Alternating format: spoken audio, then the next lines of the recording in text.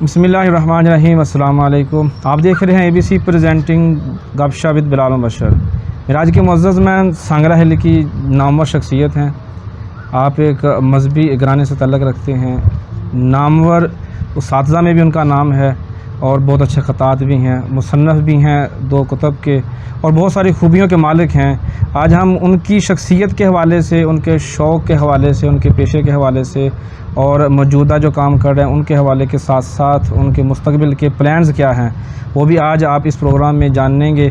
मैं तारफ़ कराना चाहता हूँ आपके सामने मेरे उस्ताद मोहतरम जनाब उस्ताद सैफुर रहमान मुग़ल साहब। अस्सलाम वालेकुम जनाब। वालेकुम सलाम वरहमतुल्लाह। क्या हाल चाल है जी? अल्लाह रसूल का बड़ा करम फजल। आप सुनाइए? ठीक है, ठीक ठाक। बहुत शुक्रिया जी, आपने गपशप विद बिलाल बशर के लिए वक़्त नायत किया और आप पहली मेरी मुअज़्ज़ज़ मेहमान शख्सियत हैं। शुक्रिया जी, आपका भी शुक्रिया बहुत बहुत। अल्लाह आपको इस्तकामत अता फ़रमाए और जो बिलखुसूस ये प्रोग्राम शुरू किया है अल्लाह इसमें बरकतें अता फ़रमाए। आमीन जी। इससे पहले कि मैं मज़ीद जो आपकी पेशे के हवाले से सवालात हैं वो मैं पूछूं, मैं लाज़म जानना चाहूँगा थोड़ा सा आपके ख़ानदान के हवाले से, वालिद मोहतरम के हवाले से। मेरे वालिद गिरामी यहाँ पे सांगला हिल मोहल्ला रज़ाबाद, जो कि पहले चहूर सिखा था जी, तो बाद में अब मोहल्ला रज़ाबाद है, यहाँ से ही बिलोंग करते हैं वालिद गिरामी। दादा जान, परदादा जान कहते हैं ना कि कुछ मुहाजिर हैं जो पार्टीशन के दौरान पाकिस्तान में आए थे, लेकिन हम मुहाजिर नहीं, यहाँ पे ही बाकायदा शुरू से रहते आ रहे हैं। तो अल्हम्दुलिल्लाह मेरे वालिद गिरामी भी यहाँ ही पैदा हुए। तो फिर उनकी तो बहुत लंबी स्टोरी है।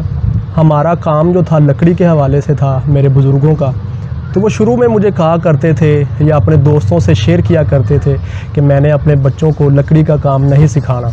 हालांकि हमारे इलाके में जो हमारा घर था, जैसे कहते हैं ना चौधरी टाइप, वो था कि अगर पहले ज़माने में ऐसा रहता था कि टीवी किसी किसी के घर होता था, तो हमारे घर होता था तो लोग आते थे। ये हमारे बुज़ुर्ग बताते हैं, हमें तो नहीं पता, क्योंकि हमने तो आँख ही खोली इस दौर में है कि हर घर में टीवी है, LCD है, मोबाइल्स हैं। तो टीवी का कॉन्सेप्ट जैसे पहले होता था कि रेडियो किसी किसी के घर होता था, या टाइम पीस जो है क्लॉक वो भी किसी, उस तरह फिर हमारे घर में ये सिस्टम था। फिर वालिद गिरामी बाहर चले गए, तो मुझे याद है कि 2001 में वो वहाँ पे उनकी डेथ हो गई। तो मैं उस वक्त 9वीं क्लास में था। तो वहाँ से फिर 17 दिन बाद उनकी बॉडी यहाँ पे आई। फिर उनकी यहाँ पे तदफीन है हमारे मकामी कब्रिस्तान में। मेरी दुआ है अल्लाह उनको जन्नत में आला मकाम अता फ़रमाए। काफ़ी उनकी यादें हैं और ये उन्हीं का सदका है जो मैं यहाँ पे बैठा हूँ, ये उन्हीं का सदका है। तो कभी कभी बहुत दिल में ख्वाहिश पैदा होती है या आती है, जब किसी सना खान के साथ कोई वालिद आए उनका, या किसी लड़के के साथ, किसी बच्चों के साथ कोई उनका वालिद आए, तो जब उनको देखता हूँ तो रश्क आता है, यार आज मेरे अगर वालिद होते तो हमें भी देखते, यार मेरा बेटा इस मकाम पर है, ये काम कर रहा है। कभी कभी बहुत ज़हन में आता है, लेकिन फिर क्या, ये अल्लाह की मर्ज़ी है। कहते हैं ना कुल्लू नफ्सिन ज़ायक़ातुल मौत, कोई छोटा जा रहा है, कोई बड़ा जा रहा है, ये उसका निज़ाम है। तो फिर क्या करना, दिल में आता है तो ये अल्लाह की रज़ा समझ के चुप कर जाते हैं, फिर कुछ पढ़ते हैं और उनकी रूह को इसाल कर देते हैं।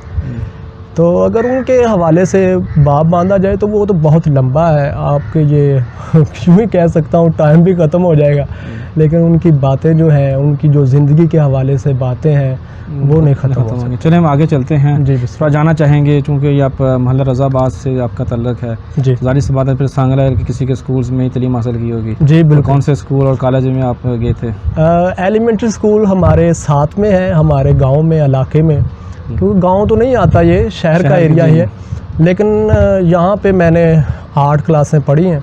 उसके बाद 9th के लिए मैं 2 नंबर स्कूल उसको कहते थे, government high school number 2 Sangla Hill, शहर जो है क्लॉक टावर के करीब। तो पहले फवारा चौक कहते थे, अब क्लॉक टावर बन गया।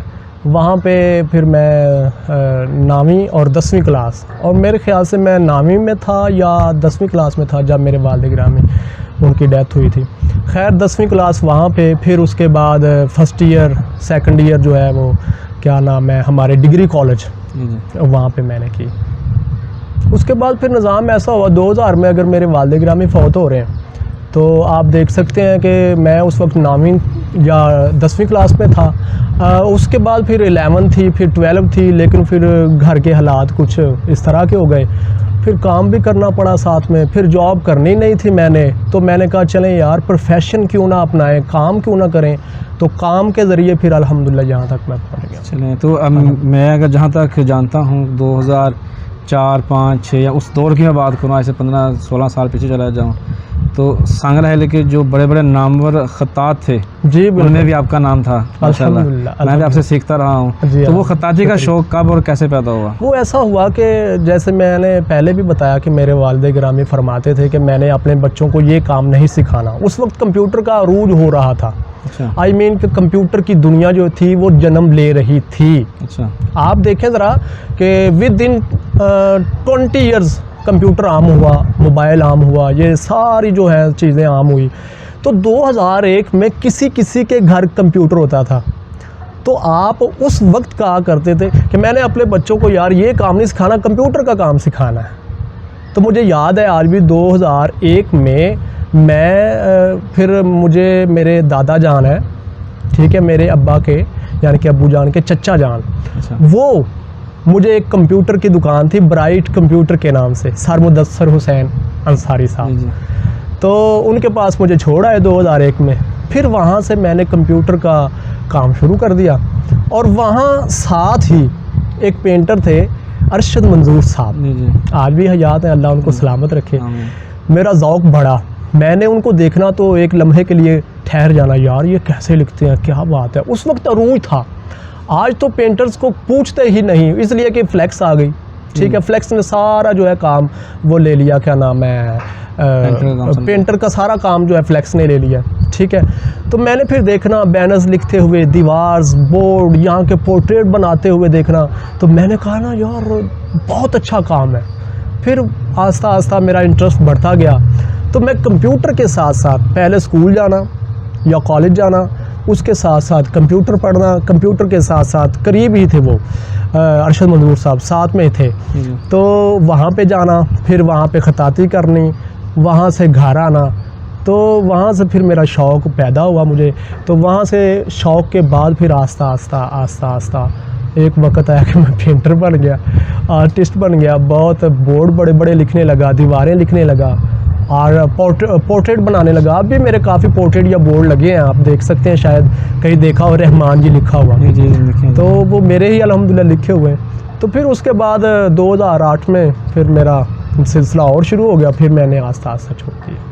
खताती को तो आपने मुस्तकिल अपने पेशा ना अपनाया, लेकिन आपने अपने कंप्यूटर का वाला जो शौक़ था आपका, उसी को ही पेशा बनाने के पीछे आपके वालिद की वो नसीहत थी कि आपने जॉब नहीं करनी और आपने जो आपका ख़ानदानी पेशा है जैसे लकड़ी का काम वो नहीं करना, या ये आपका अपना मनपसंद शौक़ था? उसमें ये होता है, एक तो मैं समझूंगा कि ये उनकी दुआ है, ठीक है, क्योंकि वो शुरू में कहते थे मैंने अपने बच्चों को ये पढ़ाना है। जी। तो मैं इस कदर इंटरेस्टेड था इस फील्ड में, आप अंदाज़ा कर सकते हैं कि आप कंप्यूटर पढ़ने जाते हैं, आपका क्लास टाइम है 10 बजे से लेकर 12 बजे तक, 2 घंटे, एग्जांपल दे रहा हूँ, जी, ठीक है, 2 घंटे तक कंप्यूटर पढ़ना है, आपने अपने घर आ जाना। ऐसे ही होता है, ऐसे ही आज भी देख लें, ऐसे ही होता है। अच्छा, जब मैं पढ़ता था शुरू के 2 महीने मैं ऐसे पढ़ा हूँ, आहिस्ता आहिस्ता फिर क्या हुआ कि मैं सारा दिन जो है वहाँ पे रहना शुरू कर दिया। गर्मियों की छुट्टियाँ थी तो मैंने आस्ता आस्ता फिर रहना वहाँ पे शुरू कर दिया। तो उसकी मिसाल यूँ भी दे सकता हूँ, अगर मेरी क्लास 10 बजे शुरू होती है तो मैंने क्या करना है, सुबह उठना है, 8 बजे नहाना धोना है, चले जाना अकेडमी, दरवाज़ा बंद, घर जाना है, सर जी सैफ आया है, ठा, ठीक है जी, सर ने बाहर आना है या उनकी वालदा मोहतरमा आपने बाहर आना है, चाबी देनी, मैंने पकड़नी, घर चले जाना, और सॉरी दुकान पे जाना, अकेडमी दरवाज़ा खोलना, जाके सफाई करनी, सफाई करने के बाद आराम से बैठ जाना। किसी ने आना है, कोई कस्टमर आता है, उनको डील करना है, अगर मैं कर सकता हूँ ठीक है, नहीं तो कहना मेरे उस्ताद मोहतरम आ रहे हैं, आप बैठ जाएँ, ठीक है। अब मेरे उस्ताद अगर 10 बजे दुकान बंद कर रहे हैं तो मैं 10 बजे आ रहा हूँ घर, अगर 2 बजे कर रहे हैं रात को डे टाइम नहीं, रात को, तो मैं रात 2 बजे घर आ रहा हूँ। तो फिर आस्ता आस्ता इतना मेरा शौक़ बढ़ गया कि फिर मैंने घर शुरू कर लिया सिस्टम। और फिर मुझे याद है कि मैंने पहला कंप्यूटर जो मेरे वालिद गिरामी की जब डेथ हुई थी तो उन्होंने ख़रीद कर दिया था। पेंटियम 3 की दुनिया थी उस वक्त, नया नया आया था। 23,500 रुपये का पेंटियम 3 मोनीटर उस वक्त चलता था, कीबोर्ड माउस और उसके साथ साथ वो स्पीकर छोटे से थे। 23,500 रुपया आखिरी वक्त में मेरे वालिद गिरामी दुबई में मेरे बड़े प्यारे अंकल हैं जनाब मोहम्मद शम्स साहब, उनको दिया कि आपका भांजा काम करता है कंप्यूटर के रिलेटेड, तो मेरे बेटे को कंप्यूटर ले देना। ठीक है, उधर कंप्यूटर आया, इधर ही उनकी डेथ की जो है वो ख़बर आ गई है। तो आप अंदाज़ा कर सकते हैं मेरे घर में कंप्यूटर नहीं आया, लेकिन मेरे वालिद गिरामी की डेथ की ख़बर आ गई। अच्छा, फिर खैर बॉडी आई, तदफीन की, सारे काम किए। 1 महीने बाद मेरे घर में वो कंप्यूटर आ गया। ठीक है, फिर मैंने घर में शुरू कर दिया काम। इतना मैं शौक़ था मुझे, मैंने कोई लफ्ज़ देखना तो मैंने कहना यार इसको बनाना है। मैंने ग्राफिक्स के हवाले से मैं वो बनाता, फिर प्रिंटर लिया, प्रिंटर के साथ साथ फिर ब्लैक प्रिंटर लिया, फिर कलर लिया, उसके बाद फिर एक कंप्यूटर से 2 कंप्यूटर, 3, 4 ऐसे मैंने फिर एकेडमी टाइप एक बैठक में बना ली। तो यहाँ तक कि जो सांगला हिल कंप्यूटर नहीं पढ़ सकते थे बच्चे, कहना यार मैंने कंप्यूटर पढ़ना है, मुझे कोई टीचर नहीं समझ आ रहा, क्या करें? कहना सैफुर रहमान के पास चले जाओ। अब कहाँ शहर, कहाँ मेरा मोहल्ला, लोग यहाँ पे पढ़ने आते थे। बाद औक़ात कंप्यूटर सही नहीं होना मेरे दोस्त का, किसी कंप्यूटर वाले के पास लेकर जाना, हार्डवेयर वाले के पास, उसने कहना यार ठीक नहीं हो रहा। तो फिर क्या करें? उन्होंने जवाब दे देना, उन्होंने कंप्यूटर उठाना मेरे घर ले आना। तो मैंने क्या करना, डेली उसके ऊपर 5, 7, 10 मिनट लगाने, 1-2 दिन, एक दिन में ठीक हो गया, ठीक है, नहीं तो उसे कहना यार ये नहीं ठीक हुआ। अगर पढ़ा है तो उसने उसके ऊपर दूसरे दिन फिर थोड़ी सी ट्राई, तीसरे दिन फिर थोड़ी सी ट्राई, तो बाद औक़ात कंप्यूटर ठीक हो जाते थे, बाद औक़ात नहीं।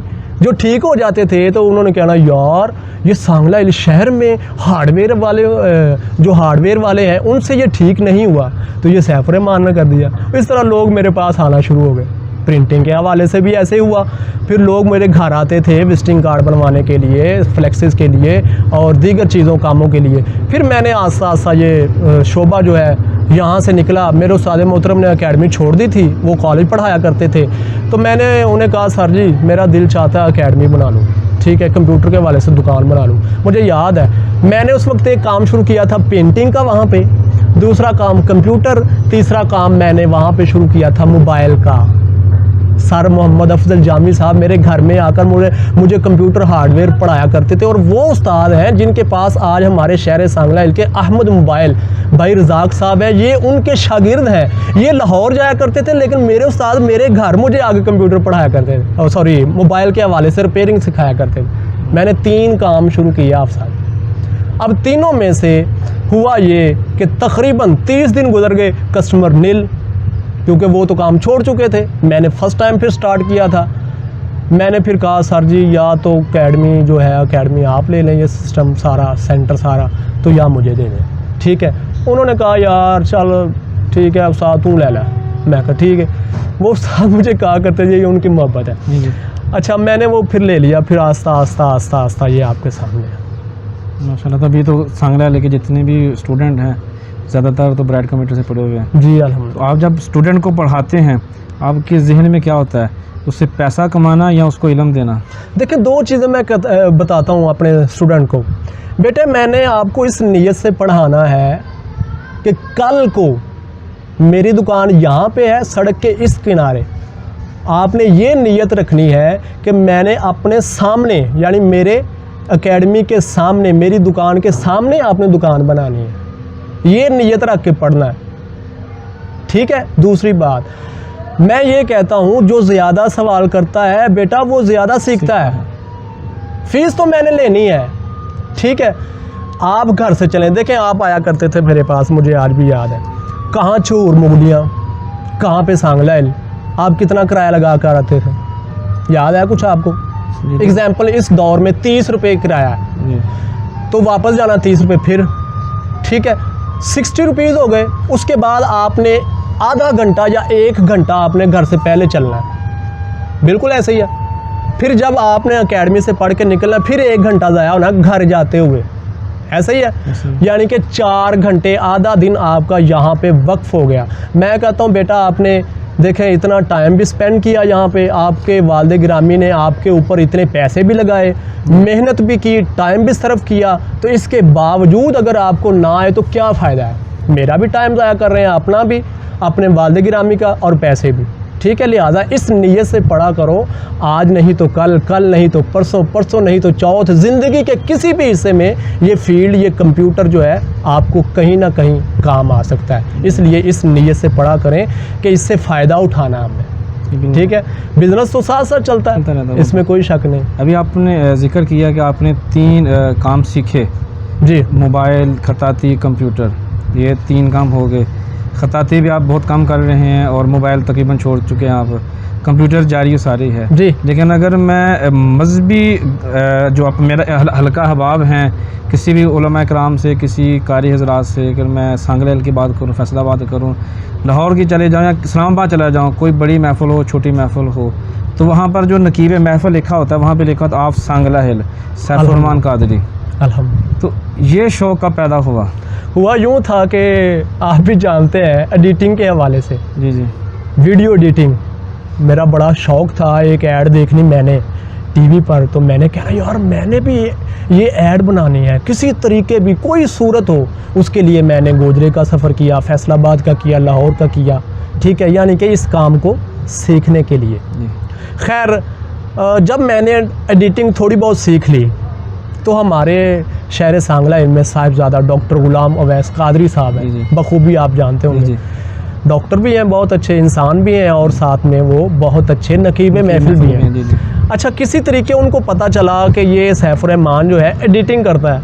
उन्होंने मुझे पैगाम भेजा, मैं आया, उन्होंने मुझे एक सीडी दी, कहते यार मैंने ये सीडी जो है एडिटिंग करवानी है, तो इसमें नाम भी लिखना है, और मदीना शरीफ का नाम जहाँ पे आए या खाना काबा का नाम जहाँ पे आए, वहाँ पे आपने उनकी तस्वीरें या वीडियो लगा देनी है। मैंने कहा ठीक है, मैंने लगा दी। हुआ यूँ एक दिन कि उनके साथ प्यार मोहब्बत काफ़ी हो गया। महफ़िलों पे जाना तब शुरू किया जब मैं कंप्यूटर की फील्ड में था। तो मोहम्मद आसिफ सईद मुजद्दी साहब हैं हमारे, मोहम्मद खालिद सईद मुजद्दी साहब, फ़ोटो स्टेट के हवाले से, प्रिंटिंग के हवाले से, साउंड के हवाले से, और बहुत प्यारी शख्सियात हैं, आप भी उन्हें जानते हैं। तो उनके पास मैं जाया करता था। तो हुआ यूँ कि उनका यौम मुजद्दद होता है उर्स पाक, सर खलील अहमद मुजद्दी साहब रहमतुल्लाह अलैह आप करवाया करते थे। तो मैंने इश्तहार देखा, तो उस वक्त अवैस रज़ा कादरी साहब का एक बहुत प्यारा कलाम आया था, आया है बुलावा मुझे दरबार नबी से। मैं वो कलाम बहुत सुनता था, मुझे बहुत शौक़ था। तो मैंने सोचा यार क्यों ना हो कि इस कलाम को याद किया जाए। मैंने कर लिया। मैंने उनको बोला यार ये इश्तिहार बना रहे हैं, आप एक काम करें, यौम मुजद्दद में मेरा नात में नाम लिख दें। उन्होंने क्या किया, कॉर्नर पे छोटा सा नाम लिख दिया, सैफुररहमान मुग़ल बादशाह। उस वक्त बादशाह में लिखा करता था। खैर वो नाम लिखा गया, तो मैं लिखने के बाद आ गया डॉक्टर साहब के पास। मैंने कहा सर, जैसे बड़े बंदे को दे के कहता ना, मैंने भी सर थोड़ी सी ये काविश की है, कोशिश की है। मैंने कहा सर मैंने भी ना आज फ़लाँ बंदे के पास यौम मुजद्दद हो रहा है, तो मैं चाहता हूँ वहाँ पे नात पढ़ूँ, तो मैं नात में नाम लिखवा के आ गया। फिर बदी उन्होंने कहा नहीं यार आप नकाबत में नाम लिखवाओ। सर मुझे तो आती नहीं। वैसा आपने कहा? हाँ मुझे तो आती नहीं। कहते कोई बात नहीं लिखवा दो। मैं कल गया, मैंने कहा जी मेरा नाम नकाबत में लिख दें। शौक़ जमीर मस्ताना साहब का नाम लिखा था, तो मेरा नाम उन्होंने नकाबत, इब्तदाई नकाबत के तौर पर लिख दिया। अच्छा, अब मैं फिर आ गया, सर मैंने तो नाम लिखवा दिया, अब क्या करूं? क्या करूं? आपने तो कभी की नहीं? मैंने तो कभी की नहीं, मुझे क्या पता नकाबत क्या है। खैर अब भी मुझे नहीं पता, लेकिन जो इज़्ज़तें दी हैं ये अल्लाह ताला का निज़ाम है। खैर उन्होंने मुझे वो ही सीडी जो मैं एडिट किया करता था मुझे दे दी। कहते ये लो पकड़ो, याद कर लो, चलो निकलो यहाँ से, याद करो और फिर मुझे बताओ। मैं घर आया, सीडी फिर वहाँ पे डाली, डालने के बाद कंप्यूटर पे सारी याद कर ली। ठीक है, यहाँ तक याद कर लिया आप साहब। उस वक्त ये आलम था, अगर मैं मस्जिद में नकाबत कर रहा हूँ या बोल रहा हूँ तो लोग बाहर कहते थे डॉक्टर अवैस लगा हुआ अंदर। अच्छा, यानी कि इतना मैं यानी कि उनको फॉलो या कॉपी कर लिया करता था। आवाज़ भी काफ़ी मिलती थी। तो फिर वहाँ से मेरा ये सिलसिला शुरू हो गया। फिर मैं 2008 में तकरीबन बाहर चला गया। 6 की बात है ये, 2006 की। तो 8 में बाहर चला गया, बहुत कम किया करता था, अभी तो स्टार था, कुछ जानता भी नहीं था। 8 में बाहर चला गया, फिर डिस्कनेक्ट हो गया, फिर 9 में वापस आया तो फिर बाकायदा से मैंने शुरू कर लिया। सैफ़ नकाबत, जहान नकाबत, 2 किताबों के आप मुसन्नफ़ हैं माशाल्लाह। अल्हम्दुलिल्लाह। और बड़े बड़े जो ख़तीब हैं, जो नकीब हैं, वो वजह नात ख़ां हज़रात हैं, जो आलिम दीन हैं, जो इल्म रखने वाले लोग हैं, वो आपकी किताब को पढ़ते हैं, पसंद करते हैं। अल्हम्दुलिल्लाह। अगर मैं आपकी तालीम की बात करूँ तो मुझे नहीं लगता कि आपने MA उर्दू या MA इस्लामियात किया हो। बिल्कुल ठीक है। ऐसे ही। लेकिन आपकी जब कुतुब को पढ़ते हैं तो उससे कम भी नहीं लगता। इसमें राज क्या है, आपने इतना इल्म कैसे इकट्ठा किया, और उसकी जो कांट छांट थी वो किससे करवाई और कैसे करवाई, थोड़ा जानना चाहेंगे उसके बारे में। मेरे एक दोस्त है गुलाम मुर्तज़ा फरीदी साहब मानावाला से, वो कहा करते हैं सैफ भाई, मेरे वालिद गिरामी फरमाया करते थे, बेटा बंदा फ़न बुलंद नहीं होता, समझ रहे हैं मेरी बात? बुलंद नहीं होता, फ़न बुलंद नहीं होता, फिर वक्त बुलंद होता है। बात समझ रहे हैं? जी जी। एक बंदा है, मिसाल है, उसने MA किया है, डबल MA कर लिया, फिर पता नहीं क्या क्या क्या क्या कर लिया, बेचारा वहाँ पे सड़कों पे काम कर रहा है, मजदूरी कर रहा है, किधर गई तालीम? एक वक्त बुलंद है, उसने किया भी कुछ नहीं, घर में बैठा राज कर रहा है। ऐसे ही है ना। जी, जी, जी। एक बात कहते हैं ना, वो एक जुमला है कि हुनर सरे बाज़ार महवे तमाशा है, किस्मत महलों पे राज करती है। बात ये है कि मेरी एजुकेशन, इसमें कोई शक नहीं, मेरे पास कंप्यूटर पढ़ने आते हैं बच्चे, नकाबत सीखने आते हैं, बाद औक़ात पूछते हैं सर आपकी तालीम क्या है, तो मैं उन्हें क्या बताऊं?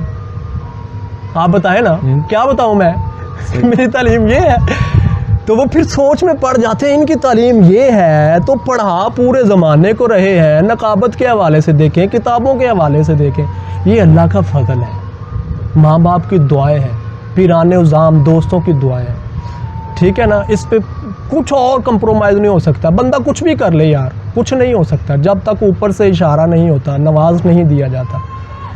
तो ये किताब का सफ़र मुझे ना अक्सर जो मेरे जहन में बात आ जाती है ना, तो मैं वो करके छोड़ता हूँ। ये अल्लाह का करम है कि अल्लाह मुझसे वो काम ले लेता है। किताबों का बड़ा अरूज था, मैंने किताबें देखनी कि नकाबत के हवाले से लेकर आनी, पढ़नी, शायरी के हवाले से, मजहबी हवाले से, इस्लामिक स्टडी के हवाले से। तो मैं किताबें जब देखता था तो मेरे जहन में ये बात आई, यार मुझे भी किताब लिखनी चाहिए। मैंने रजिस्टर लिया, फिर वहाँ पे तरतीब देनी शुरू कर दी, फहरिस्त बनाई, कलाम यहाँ से लिया, वहाँ से लिया, वहाँ से लिया, यहाँ से लिया, काफ़ी कलाम इकट्ठे कर लिए। उनको फिर मैंने तरतीब दिया, तरतीब देने के बाद एक बुक जो है वो मैंने तरतीब दे दी। तरतीब देने के बाद फिर उसके सेट बनाए 3-4, ठीक है। अलहाज मोहम्मद खलील अहमद मुजद्दिद साहब मेरे वालिद गिरामी, उनके भी वो टीचर रहे, मेरे चचा जान हैं उनके भी टीचर, बल्कि लाखों शागिर्दों के वो उस्ताद हैं, उनके शागिर्द बहुत ज़्यादा हैं। कोई वकील है तो कोई यूनिवर्सिटी का कहते हैं वो टीचर है, कोई प्रोफेसर है, कोई है, कुछ है, कोई आउट ऑफ कंट्री है। अल्लाह ने बहुत इज़्ज़त से नवाजा है, बहुत मजहबी हवाले से भी बहुत आगे। मैं उनके पास क्या सारी ये किताब मैंने तरतीब दी है, तो मैं प्रूफ रीडिंग के लिए हाज़िर होना चाहता हूँ। कहते सैफ बेटा पता क्या करो, आप डेली आया करो, 5-7 पेजेस जो हैं वो पढ़ लिया करो, तो मैं आपको गलतियाँ जो हैं वो निकाल दूँगा। उन्होंने ऐसी कांट छांट की हाफ़िज़ साहब, आप सोच सकते हैं कि अगर मेरी बुक जो थी 300 कुछ पेजेस की थी ना, वो बुक जो है 200 पेजेस की रह गई। अच्छा। फिर मैंने उसके साथ मज़ीद पेजेस ऐड किए। आप सोचें कि जो पेजेस निकाले थे उनके म्यार के मुताबिक नहीं थे, या दूसरी बात ये है कि उनमें गलतियाँ थी। वो शरिया वाले से भी कह सकते हैं, किसी और हवाले से भी कह सकते हैं, ठीक है। जब कांट छांट हो गई, फिर मैंने 1-2 और दोस्तों को भी दी, उलमा कराम से मुफ्ती शफीक साहब हैं, मौलाना अली रज़ा साहब हैं, उनके साथ मौलाना जनाब मोहसन साहब हैं, मौलाना मोहम्मद मोहतशम रिजवी नूरी साहब हैं, काफ़ी उलमा कराम को मैंने वो किताब दी। फिर उन्होंने प्रूफ रीडिंग की, प्रूफ रीडिंग के बाद मुझे दी, फिर उसके बाद वो मैंने प्रिंट करवाई, और आज भी अल्हम्दुलिल्लाह वो आपके सामने है। आप नकाबत करते हैं तो ज़ाहिर सी बात है, महफ़िल तो छोटे से गांव, गली, मोहल्ले, छोटी सी मस्जिद, बड़ी मस्जिद में होती है, और अवैस क़ादी जैसे बड़ी महफ़िल में भी होती है। तो आप आपका कैसा तजर्बा है जब आप किसी छोटी सी गली की मस्जिद में जाते हैं या फिर जब बड़ी किसी महफिल में जाते हैं, तो दोनों के अंदर जो डिफरेंस होता है, बहुत बड़ा डिफरेंस है ऑडियंस के हवाले से भी और वहाँ के नात खान रात के हवाले से, लेकिन आपके अंदर की फीलिंग्स क्या होती हैं? जो अंदर की फीलिंग है ना, आज मैं बताने जा रहा हूँ। अच्छा। आप साहब, लाखों का मजमा हो ना, अगर मोहब्बत रसूल, अदब, अकीदत, ज़ौक़, शौक़ नहीं तो कुछ भी नहीं। बेशक। दिखलावा आ जाता है, ठीक है जी। सही है। अक्सरों बेशतर, हर महफिल नहीं, कुछ महफिलें ऐसी हैं जहाँ पे दिखलावा आ जाता है। तो जहाँ पे दिखलावा आ जाए वहाँ पे बरकत नहीं रहती, बरकत नहीं आ सकती, रहमत नहीं, ठीक है, सुकून नहीं मिल सकता। तो बाद औक़ात ऐसा भी रहता है कि बड़ी महफिल में वो लुत्फ़ नहीं आया जो एक गली में या मस्जिद में या घर में 10 बंदे भी बैठे हों, जो लुत्फ़ वहाँ पे आ जाता है।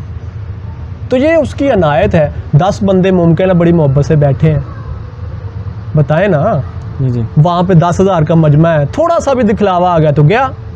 सही बात है। बाद औक़ात ऐसा भी रहता है वहाँ पे लुत्फ़ नहीं आता तो घर में जो महफिल होती है वहाँ पे ज़्यादा लुत्फ़ आ जाता है। बाद औक़ात बड़ी महफिल में भी आ जाता है, इसमें कोई शक नहीं। लेकिन मोस्टली मैंने देखा है जहाँ पे बंदे चाहे कम ही हों लेकिन अहले मोहब्बत हों, मोहब्बत के साथ बैठे हों, तो वहाँ पे ज़्यादा लुत्फ़ आता है। आपकी मुलाकात, मैं अगर बात करूँ माशरे के हवाले से या समाजी हवाले से या मजहबी हवाले से, तकरीबन उलमा कराम से वक्तन फ़वक्तन होती रहती है, और महफ़िल में भी और पर्सनल भी आपके साथ काफ़ी उनके साथ अच्छे ताल्लुकात हैं। तो आपको कहाँ पर जाकर क्यों ऐसा लगा कि आपको बज़्म सैफ जैसा एक नया सेगमेंट शुरू करना चाहिए? वाह, ये भी वही चीज़ है।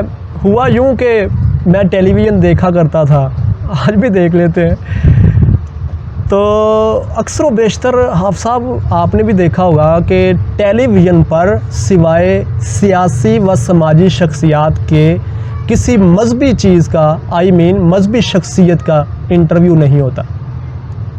अब 100 में से 2-4 बंदों का हो जाए तो इसका कुछ कह नहीं सकते। बहस करते हैं किसी मसले के ऊपर, लेकिन उनकी शख्सियत के वाले नहीं ऐसे नहीं है।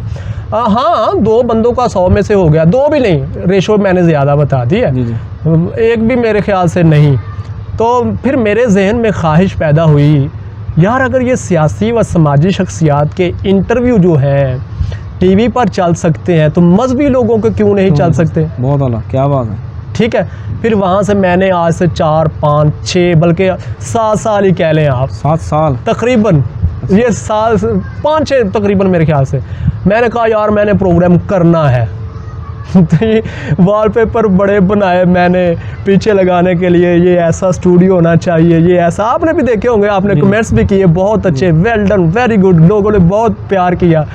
खैर, लेकिन वो पेंडिंग होता आज से 2-3 महीने पहले वो मैंने काम शुरू किया है। जब लॉकडाउन हुआ या कोरोना को जो सिस्टम आया, तो तब मैंने वो बज़्म सैफ के नाम से फिर बाकायदा वो शुरू कर लिया। अभी तक कितने प्रोग्राम कर चुके हैं? मेरे ख्याल से 60 प्रोग्राम मैं कर चुका हूँ। मेरे Saif Rahman official YouTube channel पर काफ़ी पड़े हैं बज़्म सैफ के नाम से। उनमें से काफ़ी जो है हमारे नामवर शख्सियात, अलहाज इफ्तिखार रिजवी साहब, खिजराबाद खिची साहबजादा डॉक्टर गुलाम वैस कादरी साहब, शाहिद गर्देजी शाह साहब और दीगर मजहबी शख्सियात और समाजी शख्सियात, उनके काफ़ी इंटरव्यू हैं। पीर सैयद मोहम्मद तासीन हैदरी शाह साहब, उनके सबसे ज़्यादा हैं इंटरव्यू प्लस प्रोग्राम। ठीक है, तो लोगों ने बहुत प्यार किया और अप्रिशिएट किया कि इन मुनफरिद काम है, ठीक है, लोगों से हट के ये काम है, तो इंशाल्लाह वो चलाएंगे और मेरी ज़िंदगी रही तो ये बहुत ऊपर तक लेके जाऊँगा इंशाल्लाह। क्या प्लान्स हैं आगे, क्या समझते हैं? अभी तो आप बज़्म सैफ कर रहे हैं, क्योंकि मेरे जहाँ तक मुझे इल्म मिला है कहीं से, कह लें कि जो रिसोर्सेज से मुझे जो मालूमात मिली हैं, आप कुछ मज़ीद काम कर रहे हैं इसी प्लेटफॉर्म के थ्रू हेल्थ के ऊपर, या कुछ टेक्निकल कुछ ऐसे भी प्रोग्राम है, या ये सिर्फ अफवाह ही है? बिल्कुल, क्यों नहीं। ऐसे असल में वो चैनल जो पहले थे, मेरा तो ब्राइट कंप्यूटर के नाम से चैनल था यूट्यूब पर। 2010 में सिर्फ मैं नकाबत ही अपलोड किया करता था अपनी। तो फिर मैंने आस्ता आस्ता फिर मूवी के हवाले से वो सिलसिला जो था, उनकी सारी वीडियो उसके ऊपर डालना शुरू कर दी। अब मैंने सैफ रहमान ऑफिशियल के नाम से वो चैनल बनाया। तो तो मैंने अपने शागिर्द एक है उसामा तारक साहब, उसको मैंने ऑनलाइन हेल्थ सेंटर के नाम से चैनल जो है वो बनवा कर दिया है।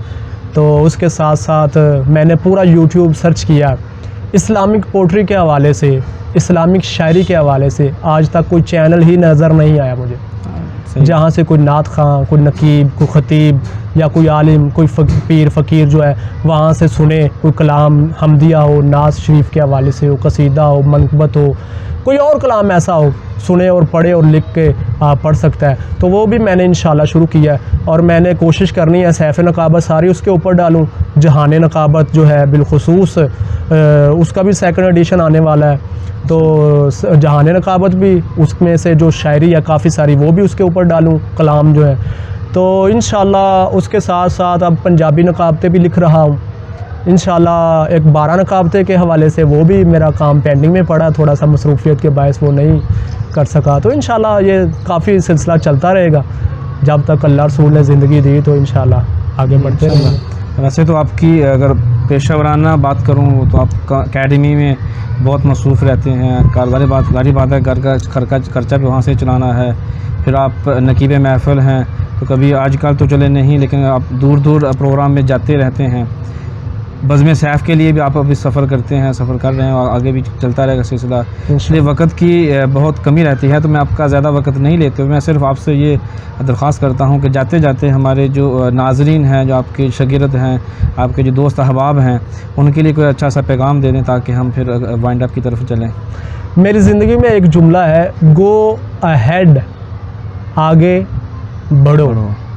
जिस फील्ड में हो आगे बढ़ने की जुस्तजू रखो, कोई भी है, स्टडी के हवाले से है, बिज़नेस के हवाले से है, और इसके जो भी जिसमें भी है आगे बढ़ने की ख्वाहिश रखें। जब आगे बढ़ने की ख्वाहिश रखेंगे तो अल्लाह भी मदद करेगा, एक बात होगी। दूसरी बात, मैंने एक चीज़ सीखी है अपने बड़ों से, अपने बुज़ुर्गों से, अपने दोस्तों से, पीराने उज़ाम से, अदब जो है ना वो बहुत बड़ी चीज़ है। अदब करें, बुज़ुर्गों से दुआएं लें, चाहे वो अपने वालिदैन हैं, चाहे आपके बुज़ुर्ग हैं, अंकल हैं या कोई मोहल्लेदार है, दुआएं लें, अदब करें, मोहब्बत करें। मोहब्बत करेंगे तो मोहब्बत मिलेगी, ठीक है। तो पैगाम 2 तो ये हो गए। तीसरा मैं यही कहूँगा कि अल्लाह के हुज़ूर झुक जाएं, ठीक है। जब आप उस बारगाह में चले जाएंगे जहाँ पे सवाली जो है खाली नहीं आता, तो मेरा ईमान है इंशाल्लाह आप भी खाली वापस नहीं लौटेंगे। इंशाल्लाह आप तरक्की की जो मनाज़िल है वो तय करते हुए चले जाएंगे और लोग रश करेंगे इंशाल्लाह कि ये वो शख्स है, कल इसका ये निज़ाम था, आज देखेंगे। तो जब आप सीधी बात है कि एक लाइन लगा लें, आपने सीधा जाना है, किसी को तंग नहीं करना, किसी को छेड़ना नहीं है, ठीक है, अपना काम करना है। कहते हैं इतनी खामोशी से मेहनत करो कि तुम्हारी कामयाबी शोर मचा दे कि हाफिज़ बिलाल भी कुछ है, सैफुर रहमान भी कुछ है, ठीक है, तुम भी कुछ हो, तो लोग फिर कहेंगे वाकई यार इसने मेहनत की, इसने काम किया है। और अल्लाह ताला का निज़ाम है, आप साहब देखें ना, अगर मेहनत करता है कोई बंदा, मजदूरी करता है सुबह से शाम तक, तो उसको पसीना खुश्क होने से पहले मजदूरी देने का ऐलान है। सरकार ने फरमाया पसीना खुश्क होने से पहले उसको उसकी मजदूरी दे दी जाए। तो जब उसकी बारगाह में मजदूरी करेंगे तो कितनी जल्दी आपको इनाम मिलेगा, ये सोच सकते हैं आप। तो कोशिश करें अच्छे से अच्छे अमाल करें, ऐसे अमाल करें अल्लाह रसूल को पसंद आ जाए, आपके वालिदैन खुश हो जाएं, भाई बहनें खुश हो जाएं, मोहल्लादार, रिश्तेदार, अजीज़ व अक़ारब खुश हो जाएं, तो इंशाल्लाह कामयाबियाँ आपके कदम चूमेंगी। बहुत शुक्रिया जी। बस मैं सैफ़ के मेज़बान को आज गपशप बिलाल बशर में देखा, मुझे बहुत खुशी हुई कि आपके साथ गपशप की, आपके बारे में बहुत सारी चीज़ें जानने का मौका मिला। बहुत सालों से आपके साथ ताल्लुक़ है, फिर भी आज वो चीज़ें भी जानी, ख़ासतौर आपके वालिद मोहतरम के हवाले से और आपकी कोशिशों काविशों के हवाले से। कुछ चीज़ें जो मैं बाहर जाने की वजह से भी रह गई थी वो भी आज जानने का मौका मिला। उम्मीद है हमारे जो नाजरीन हैं उनको भी जानने का बहुत कुछ मौका मिला होगा। तो इसी के साथ मुझे दीजिए इजाज़त कि ख़ुद ही जो है बहुत ज़रूरी है। अगर आप ख़ुद के ऊपर यकीन रखेंगे, अल्लाह के ऊपर आपका कामल यकीन रहेगा, तो कामयाबी लाज़म आपके कदम चूमेगी। आप मेहनत करें, फल अल्लाह की ज़ात देगी। मुझे दीजिए इजाज़त। पाकिस्तान जिंदाबाद।